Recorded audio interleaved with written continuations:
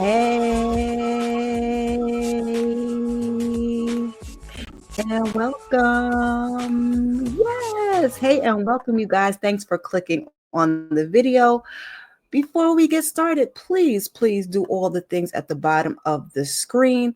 Hit that like button. Make sure you comment down in the comment section. Share your feelings. Share this video where you share your videos because sharing is caring. Subscribe. Please.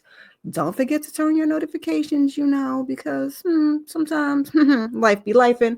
The Cash App is there for those who would like to hit the tip jar. And if I can remember, I'll try to put the Venmo down in the description box.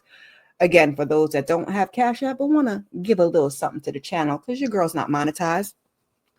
But for right now, we do this for the love of it. We're back with Yikes, True Crime and Docs. This is volume 2.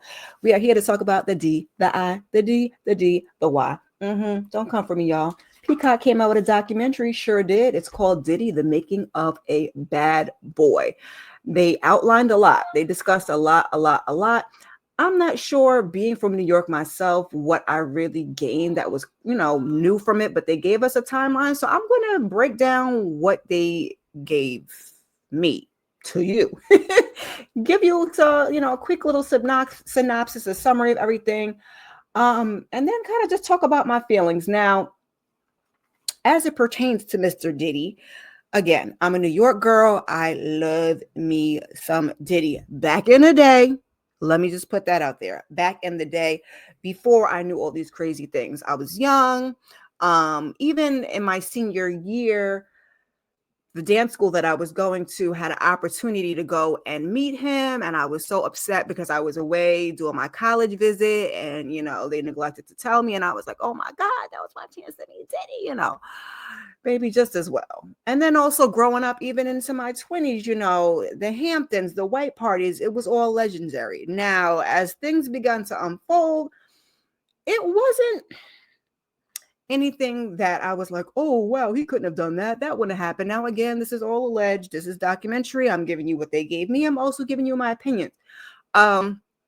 Just because growing up in the 80s and 90s, there were a lot of things that were going on that were hella inappropriate that now we knew, they weren't quite right, but now everybody's kind of speaking up and saying their piece and kind of, we got the Me Too movement and everything else, and happy for it. Okay. Now, like I said, they gave us a little bit of a timeline. We got some Cassie footage. And I guess the question that I felt like was underlying in the documentary is, how did we get here? Because I feel like a lot was put on his childhood. And, having been a psychology major, and your girl didn't graduate, but having been a psychology major, I can kind of get where that came from. We meet one of his friends, Tim Patterson, where I wasn't familiar with, that was one of his childhood friends. He met Sean when he moved to the suburbs. And at some point he did end up moving in with Janice, who is Sean's mom. Janice is Sean's mom. Melvin was Sean's dad. They're from Harlem. He was, a gangster hustler, and he was kind of affiliated with Nicky Barnes, baby. Okay. And when he sold to an undercover, he snitched and he was taken out. I believe Diddy's bodyguard shared that with us. So, Diddy grew up in Mount Vernon. Like I said, Tim and his mom ended up moving in after Melvin's passing with Janice and Sean.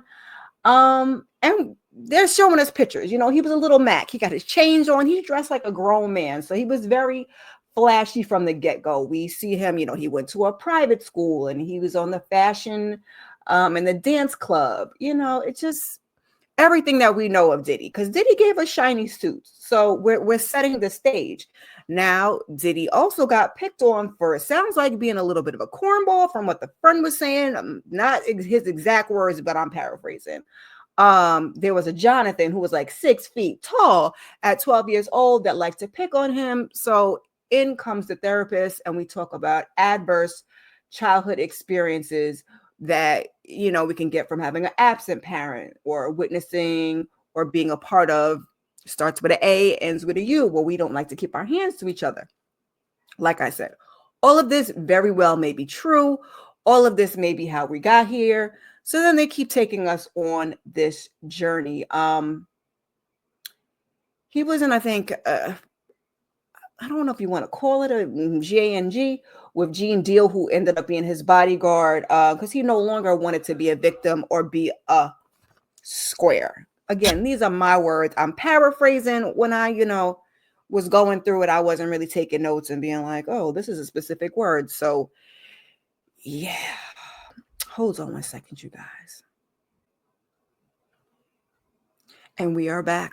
So as the story goes, we all know Diddy went to Howard. He did not graduate either, but he started out as the perfect gentleman and nobody would have thought of these things. And he wanted to be in the music business. And there were people, from his, from the area he grew up with. So Heavy D was one of those people. And eventually he ended up at Uptown where which Al B. Sure funded. I don't know if I knew that as a fact, but we learned that because Uptown was trying to be like the hip hop Motown,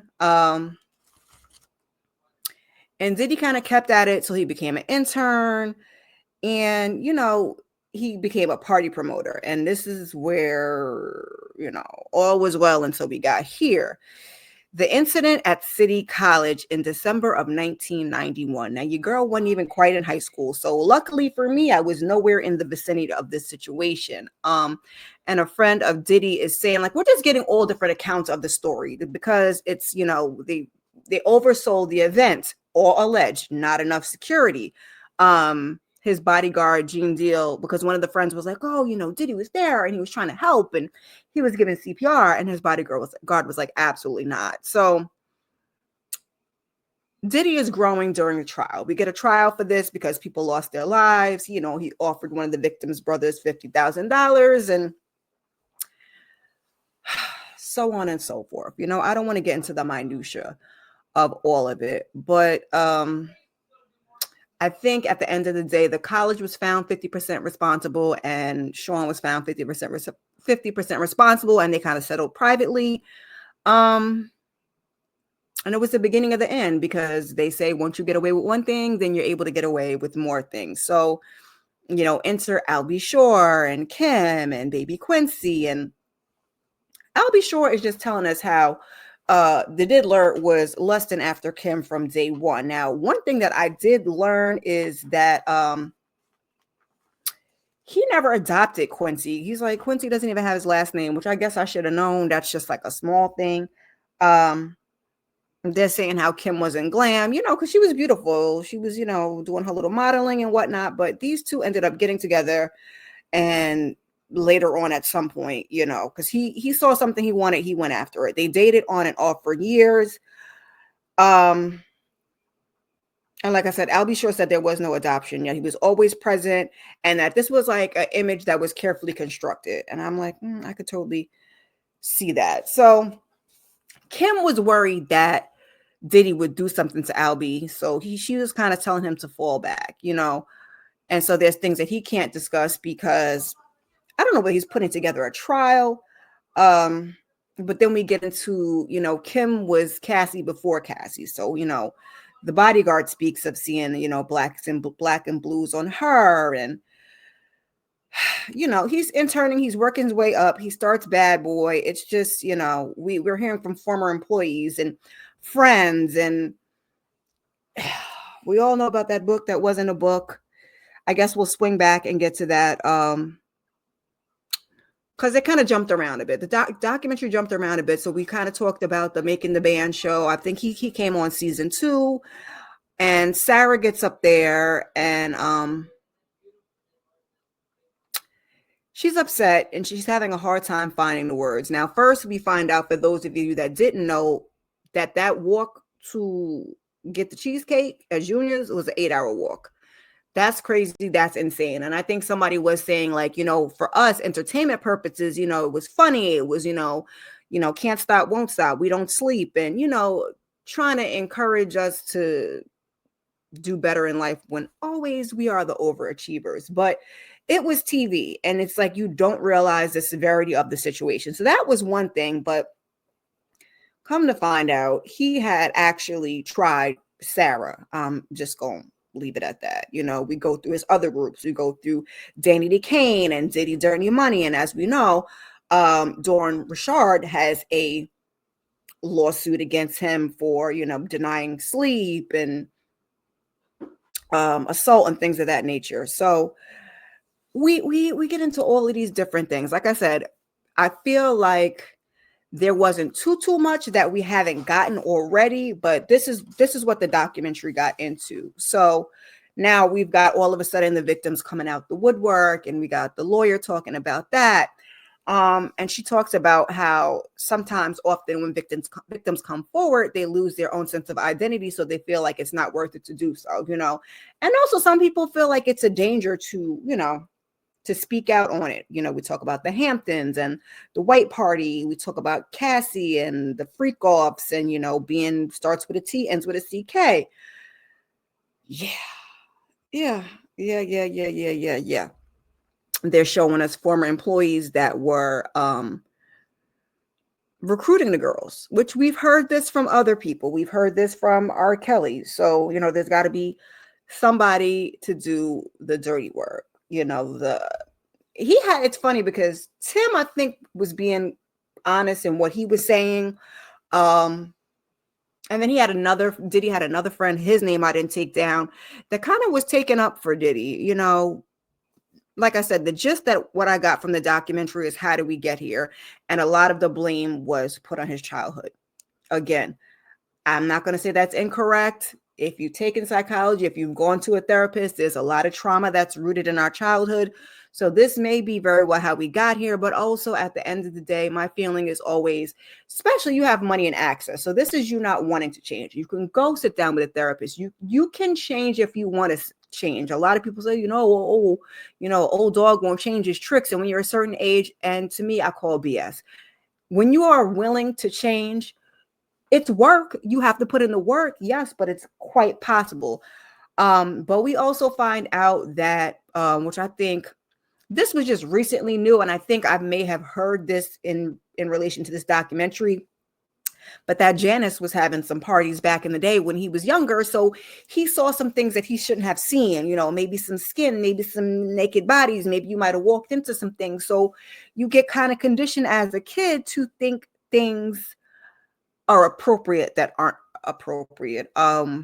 We talked to a young lady, Ashley, who's protecting her identity, who goes through, you know, it's a horrific encounter. I don't even want to spell it all out, but she did manage to get away. I don't think the police ever filed a report. I think she ran to the neighbor's house, and now I believe she's part of the lawsuit. So yeah. One of I think the two last thing I know I'm jumping around a lot, you guys. I'm trying to cover ground because I kind of like took notes and bits and pieces of the document. So like the next couple things we went over BIG's murder and his possible unaliving, his possible involvement in that. Gene Deal is saying, you know, Gene Deal, I think, stopped working for him in 2005. And he's kind of saying, while Diddy may not have been directly responsible, you know, he could have been responsible. Yeah, that's a lot to swallow.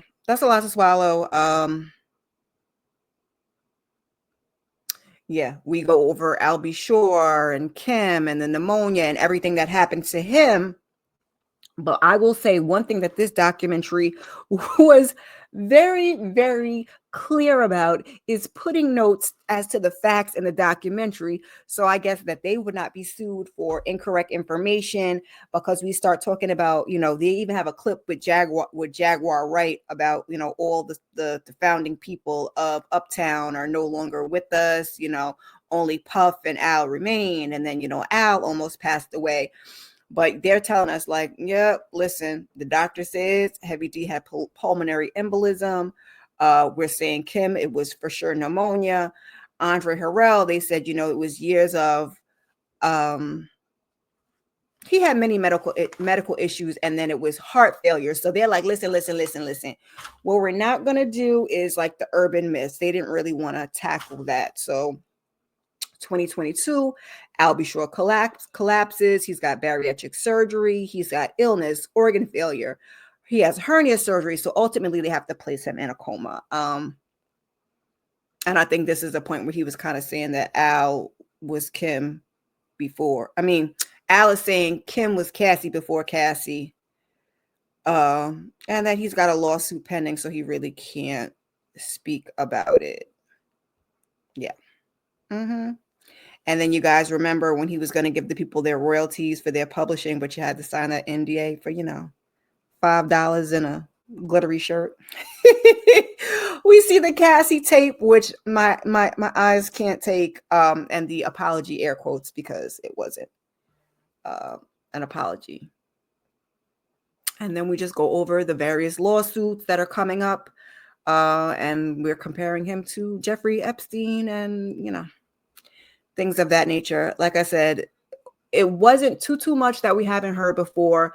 We didn't get anything about some of the other specific cases that are going on. We didn't really get, what he's been going through in jail. Not that we really care, but this is just what it gave us. At the end of the day, I think everybody has to do what's best for them. But I appreciate and applaud all the victims or survivors.